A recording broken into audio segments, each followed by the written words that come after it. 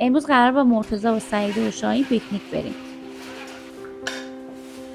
من صبح زود بیدار شدم چون قرار ولاگ بگیرم. الانم ساعت 7 صبح. ما قرارمون ساعت 9 صبح توی پارک بود. بعضی وقتا اصلا حوصله شستن ظرفا رو ندارم.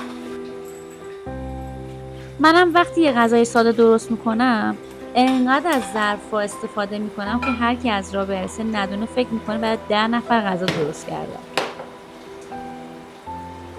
گفتم اول ظرفا رو بشورم، بعد حاضر شم و گوشتا رو هم خورد کنم. دیشب از قصابی گوشت گرفتم ولی چون پیاز نبود نتونستم اونا رو توی مواد بذارم. قصابی دیشب ازم میپرسید شما از پاچه گوسفند چجور استفاده میکنید؟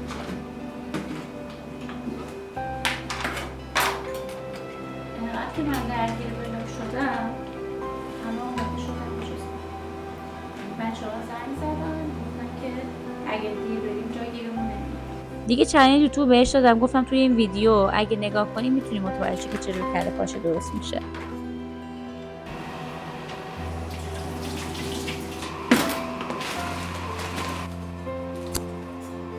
شما هم اگه دوست داشتیم تو این ویدیو رو حتما ببینید. کلا من عاشق تفریح کردم. حالا میخواد مسافرت باشه، پیکنیک باشه، بیرون رفتن معمولی باشه، هر جا باشه خونه نباشه. البته همیشه هم اینجور نیستم، یه وقتایی هم مودم یهو عوض میشه. علیکم السلام. خوبی؟ ولی مدتی که اومدم ترکیه تفریحم خیلی کمتر شده. این اواخر یه ذره وقتایی با دوستان میرم بیرون.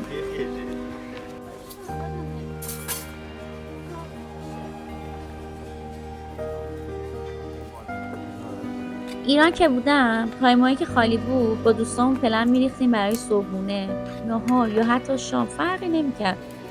گاهی هم میرفتیم هم صبحونه درست میکردیم بعدش هم بساط کباب به راه بود.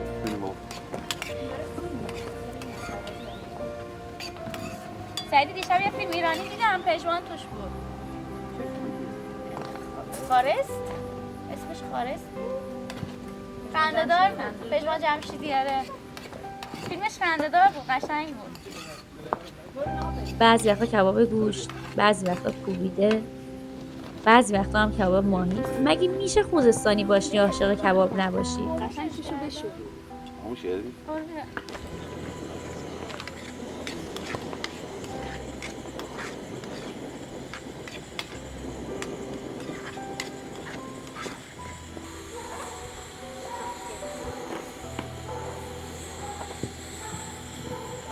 مخصوصا کباب ماهی.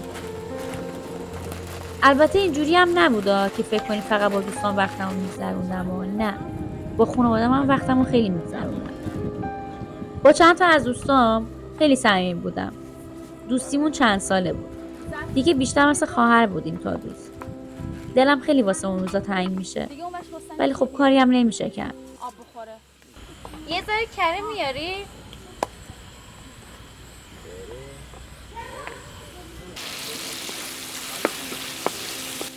وقتایی که بابا مینا بیرون میرفتیم همیشه بابا بدترین و کورترین جای ممکن انتخاب میکرد. بعدش میگفت به به به به، عجب هوایی، عجب سکوتی. فکر کنم هم پدرها اینجوری هن. البته نه این گوجهش خیلی زیاده. حداقل 6 تا باید بزنم. آره بندم. یادم هر موقع میرفتیم بیرون 5 دقیقه نه 10 دقیقه بعدش که میرسید میگفتم این آخرین باریه که من دیگه باشون میام بیرون. ولی این جمله کلیشه‌ای شده بود. چون روبم بهش اضافه کردم. خیلی هم عالی. فکر کنم باید باز بذارم. یعنی نزن دیگه خراب میشه. یه دونه میزنم. چند تا انداختی؟ 7 چون دفعه بعدی تا بابا میگفت کی میاد بریم بیرون اولین نفری که اومده میشد دوباره من بودم. ولی باز دوباره میگفتم این آخرین باریه که باشون میام بیرون. فکر کنم اینو همه تجربه کردن و میدونم من چی میگم. به نظر من تا کنار خانواده و دوستاتون هستین قدر تک تک لحظاتتون رو بدونید. شاید شرایط زندگی جوری بشه که دیگه نتونین روزا رو تجربه کنین. یادم بابای من هیچ اعتقادی به روشن کردن کولر نداشت. به روش جنگلی گوش خورد کنم.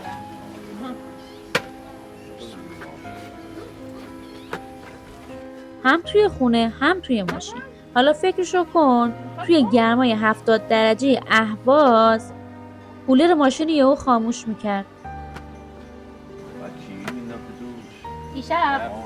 قصابیه میگفت یه شما پاچه چجوری چه پاچه میخورید؟ چیکار میکنین با پاچه؟ آب مشتری خوردی بعد ها ازم بشوریش؟ سوال میکنن. دوباره شاید بریم. بشوریم اگه. با نه بابا باید بشوری. خونه خالی بابا. شستمش تو خونه. الکی نگو. چرا الکی؟ نه خبر من می‌شورم، بشوری من الان می‌شورم. خون داره. تا اینکه حالا بریم. من میرم میشونم تو خورد کن.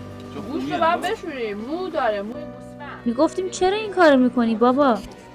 میگفت یکم هوای ماشین عوض شه. چرا بس؟ منم میذاشم به وقتش تلافی میکردم. بس که عجله وقتی سوار ماشین من میشد کولر رو خاموش میکردم. چیه داستانه؟ آشغاله؟ به گوشت دیگه. به خودت بتونی. چی میخوای؟ اونو من خوردم، من نونه. همونش تخمه هم گوجه. با خودت برداشته که ما نریختی توش. چه مریم میخوای؟ چیکار کردم؟ آنه اون آره. کارو خرابکاره. ای تو بوی میده. صدا شرمنده با گوشت باز می‌مونه. گوشت رو می‌بره بعد تو هم نگاه می‌کنی. میگی مال چی این انداختی به نگاه چیه یعنی الان وایسا. وقتی هم که اعتراض میکرد میگفتم یکم هوای ماشین عوض شه بد نیست، مگه چی میشه؟ من زنبورم داشتم. اونم انقدر هرس میخورد کولر رو روشن میکرد. عاشق سر به سر گذاشتن بابام بودم. اونم همینطور البته. عروسی عروسی میخواد غذا بخواد یا دور یا سندویچ نمیخواد.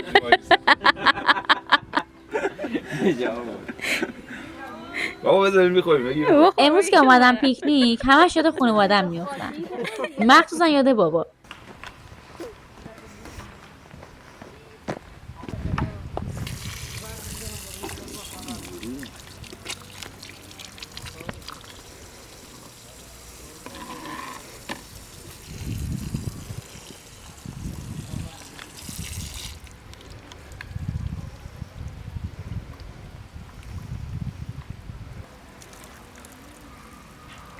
آخه اون عاشق اینجور فضاهاست. همیشه میگفت دلم میخواد یه مزرعه داشتم تو شمال، میرفتم اونجا زندگی میکردم، گاو و گوسفند و البته خوب آدم یه خونه کوهستانی داشته باشه ها، گاهی بره اونجا برای تنوع، برای تفریح، حتی برای تغییر روحیه. به نظرم که اصلا بد نیست. بعد صبحونه یک کوچولو بچه‌ها چرت زدن. منم رفتم لیموناد بگیرم. انقدر که بچه‌ها از نوشابه شیشه تگری قدیم صحبت کردن که هوس نوشابه کرده بودم.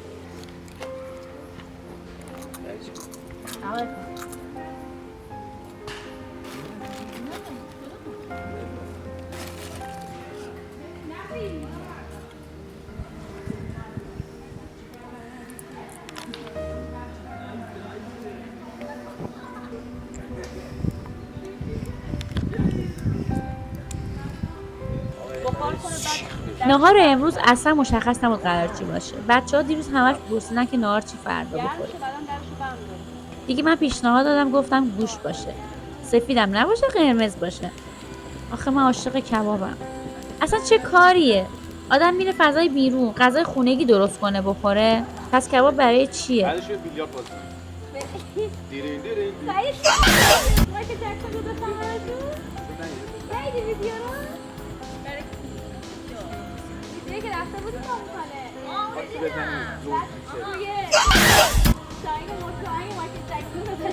شاید چون جفت باشه رو نفاق خیلی مرتبه. کدوم پیجته؟ همون قایمته.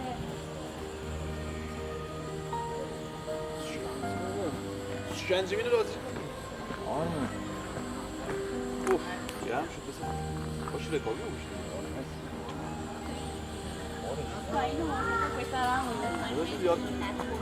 دیگه کم کم آماده شدیم برای نهار. چون هوا خیلی گرم بود ترسیدیم از این گرمتر شه و نتونیم حتی نهارم بخوریم. هر کس مشغول انجام یه کاری شد.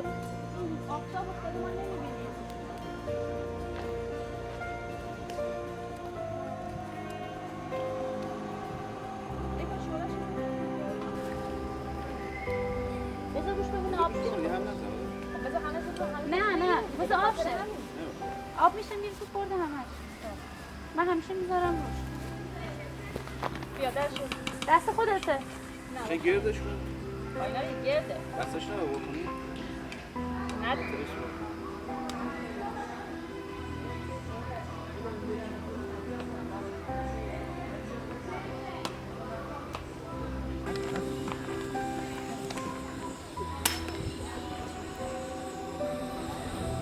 یه جوره زدم.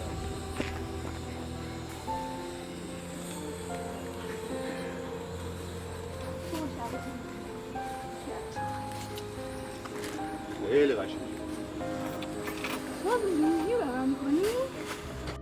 مریم بیا. بیا خودت چیکار میکنه؟ اونو گذاشت اونجا داغ بشه. قاشق داغ می‌کنم. یه چیز شد. یا خدا. این وسط هم یکم شاهین و سعید گرگم به هوا بازی کردن، کلی خندیدیم بهشون.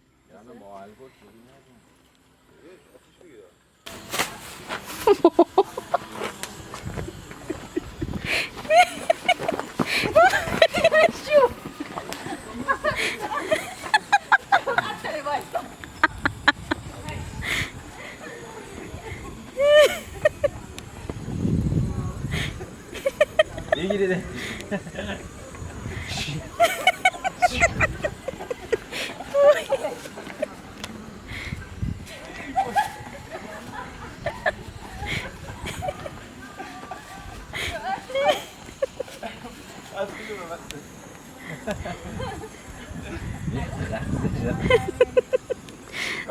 تو مگه خسته هم میشی؟ وای پس ترا مایکل جکسون میشه.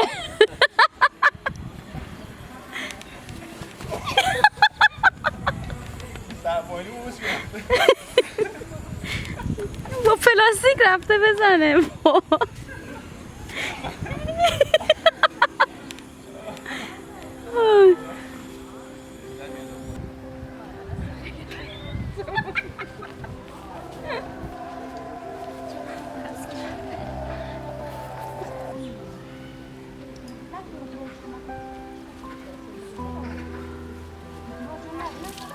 بلند شو خیس میشه. چی میگی؟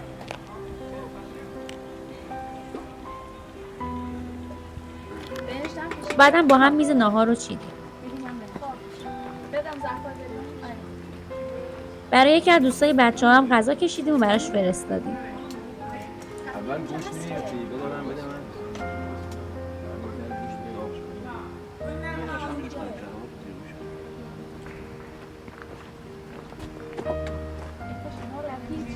من با دست میخورم. شما رو بده بخورین هر کدوم دوست داشتی استفاده کن بقیه برگرد.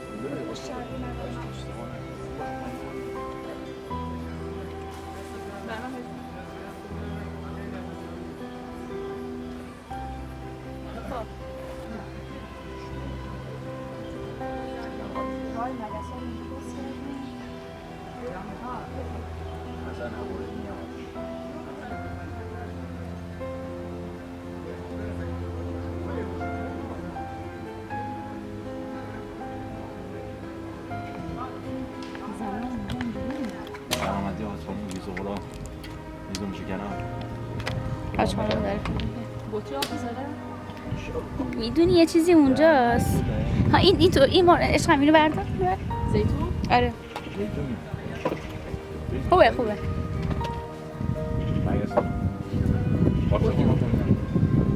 بساط کباب برا باشه چای زغالی نباشه مگه میشه واقعا؟ بوی سوخت میاد. یه چی دستش بکنم سوخته. البته که من نخوردم من بیشتر قهوه ترک دوست دارم. کلا نوشیدنی سرد دوست دارم. دوایی بدم تو. ولی اگر بخوام از بین گرما انتخاب کنم همون قهوه ترک رو دوست دارم. این وسط یهو به ذهن من زد که یه چالش بگیریم برای یوتیوب. بدون هیچ آمادگی بود البته ولی کلی خندیدیم. بهتون پیشنهاد میکنم اگه ویدیو رو ندیدین حتما ببینین، لینکش اون بالا براتون میذارم.